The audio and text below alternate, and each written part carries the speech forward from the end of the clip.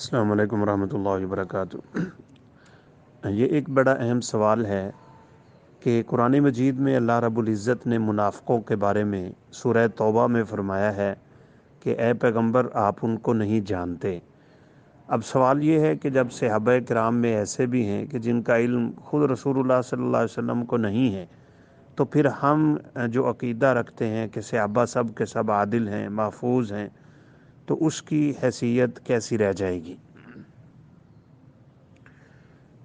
جی، سورہ توبہ میں اللہ رب العزت نے اس کا ذکر کیا ہے، وَمِمَّنْ حَوْلَكُم مِّنَ الْأَعْرَابِ مُنَافِقُونَ۔ اس آیت کریمہ میں واقعتاً اللہ رب العزت نے یہ اشارہ کیا ہے، لا تعلمهم نحن نعلمهم، آپ نہیں ان کو جانتے، ہم ان کو جانتے ہیں۔ اسی موضوع کی ایک دوسری آیت کریمہ سورہ منافقون وغیرہ میں اور دیگر جہاں جہاں منافقوں کے ذکر ہے، وہاں اس کا تذکرہ بھی موجود ہے، وَلَوْ نَشَاءُ لَأَرَيْنَاكَهُمْ فَلَعَرَفْتَهُمْ بِسِيمَاهُمْ وَلَتَعْرِفَنَّهُمْ فِي لَحْنِ الْقَوْلِ۔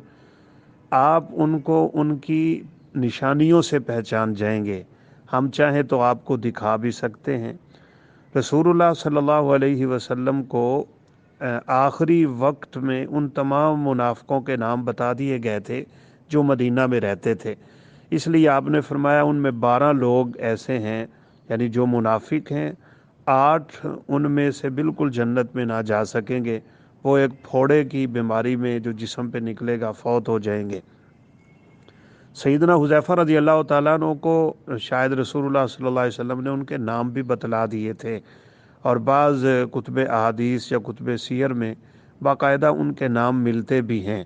وہ اپنے آپ کو چونکہ صحابہ میں چھپا کے رکھتے تھے، منافق نفاق ہوتا ہی چھپا کے رکھنا ہے، اس لیے ان کو بھی صحابی کا لفظ بول دیا گیا ہے۔ حدیث مبارکہ میں بھی ہے کہ میرے صحابہ میں 12 منافق ہیں، یعنی وہ صحابی بنے پھرتے ہیں حالانکہ صحابی ہے نہیں۔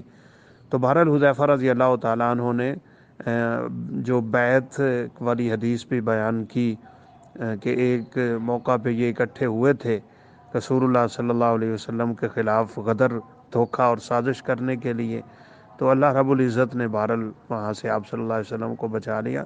تو خلاصہ یہ ہے کہ قرآن مجید میں ہے فَلَا عَرَفْتَهُمْ، آپ ان کو جانتے ہیں، وَلَا تَعْرِفَنَّهُمْ فِي لَحْنِ الْقَوْلِ، اور نشانیاں ان کی مشہور ہیں، بات کرنے کا انداز ان کا اور ہے۔ تو رسول اللہ صلی اللہ علیہ وسلم نے بہرحال ان کو قتل نہیں کروایا تھا، جیسا کہ دوسری حدیثوں میں ہے کہ لوگ کہیں گے محمد صلی اللہ علیہ وسلم اپنے ہی ساتھیوں کو مروا رہے ہیں۔